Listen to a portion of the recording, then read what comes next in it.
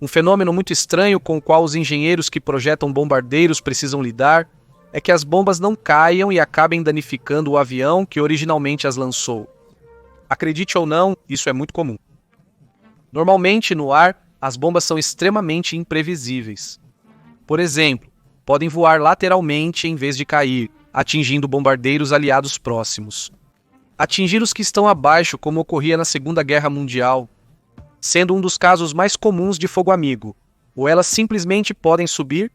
Como mencionamos antes, o fato de as bombas nem sempre caírem é algo extremamente contraintuitivo, já que elas pesam muito antes. Na Segunda Guerra Mundial, quando os bombardeiros eram enormes e lentos, esse fenômeno era extremamente desconhecido e nunca se apresentava.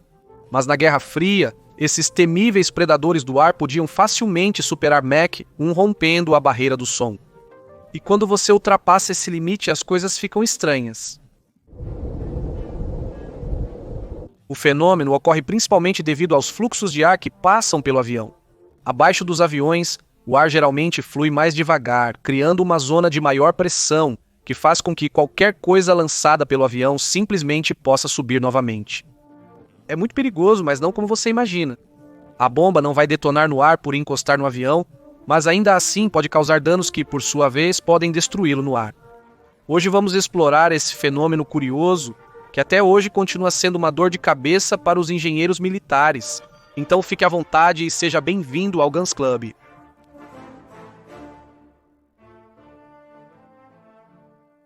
Como eu disse antes, o processo de lançar uma bomba ao chão nem sempre é suficiente para que a bomba simplesmente caia. Tudo se relaciona com o fluxo de ar do avião, pois cada aeronave é única em seu projeto. É preciso fazer um estudo específico da aerodinâmica para garantir que as bombas caiam da melhor forma possível. Basicamente, são testes em túnel de vento, mas levando em consideração, acima de tudo, a interação entre a aeronave e as bombas. Como você pode ver, basicamente é um braço mecânico que move um objeto semelhante a uma bomba, para estudar o comportamento e, assim, determinar os possíveis problemas aerodinâmicos ao lançar uma bomba do avião. Esses estudos são extremamente necessários em aeronaves furtivas e supersônicas, que usam uma porta que precisa lançar as bombas a partir de um compartimento de armas. Quando são lançadas, elas são atingidas repentinamente pelo fluxo de ar, por isso seu comportamento deve ser estudado. Você poderia pensar, por que ao invés de soltar as bombas não as lançam com força? Assim, a mesma força poderia superar o fluxo de ar, e de fato, certamente é o caso. As bombas são sustentadas por um suporte, que, ao receber o comando elétrico, solta a bomba com certa força. Lançá-las com muita força também não é benéfico. Lembre-se de que a bomba deve ser lançada com extrema precisão para atingir o alvo. Acertar um bunker de 10 metros de largura a partir de 10.000 metros de altura é como passar um fio pelo buraco de uma agulha a 1 metro de distância. Por isso, o impulso é apenas o suficiente para empurrar a bomba para fora do fluxo de ar do avião. Além disso, lançar qualquer coisa com força poderia fazer com que a bomba girasse em ângulos imprevistos. O ar nem sempre é tão previsível, ainda mais em velocidades supersônicas. Antes da Segunda Guerra Mundial, as bombas eram apenas soltas com precisão de somente 2% a 6.000 metros de altitude. Essa é uma altitude média para um bombardeiro nessa época, já que onde as defesas eram mais rígidas, eles podiam voar muito mais alto. Os bombardeiros lançavam dezenas e centenas dessas em grupos para conseguir destruir um único alvo. Isso causava muitos danos colaterais. Os danos colaterais eram comuns, já que as fábricas costumavam estar em áreas densamente povoadas. Ao contrário do que você pensaria, isso era muito benéfico para o esforço de guerra. Criava um problema de refugiados que o inimigo tinha que enfrentar. Embora pareça desumano, assim é a guerra. No Vietnã, a precisão dos bombardeiros também não melhorou muito. Era preciso devastar grandes áreas de selva para atacar pequenos grupos de soldados. No início do conflito, a orientação das bombas ainda era analógica.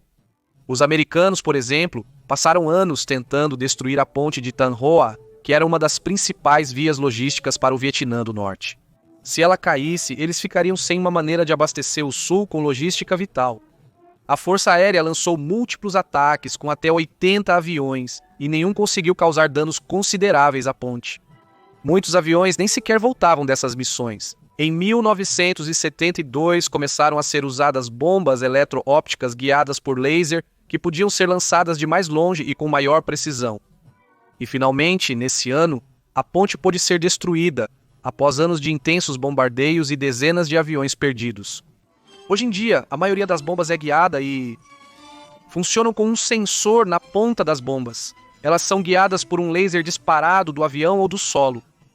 E o sensor constantemente monitora as coordenadas dele mesmo e envia sinais para a cauda corrigir sua trajetória. Também existem as munições vagantes, que podem planar até o alvo da mesma forma, tendo um grande alcance e podendo evitar defesas antiaéreas em muitos casos. Na Operação Tempestade no deserto, as bombas guiadas foram responsáveis pela destruição de 40% dos alvos, sendo apenas 10% das bombas lançadas.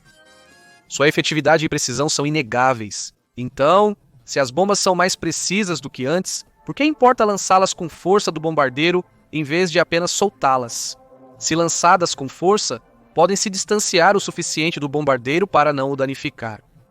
Certamente é possível, mas como eu disse, em velocidades supersônicas, mais impulso nem sempre garante que a bomba siga uma trajetória fixa. Um impulso forte pode piorar a situação. E segundo os estudos, foi determinado que o melhor é simplesmente calcular a aerodinâmica de ambos os objetos para que a queda seja controlada. Um pequeno impulso, levando em conta a aerodinâmica do objeto, é muito mais benéfico do que simplesmente lançá-lo com força. Existem muitos tipos de suportes que impulsionam as bombas de diferentes formas.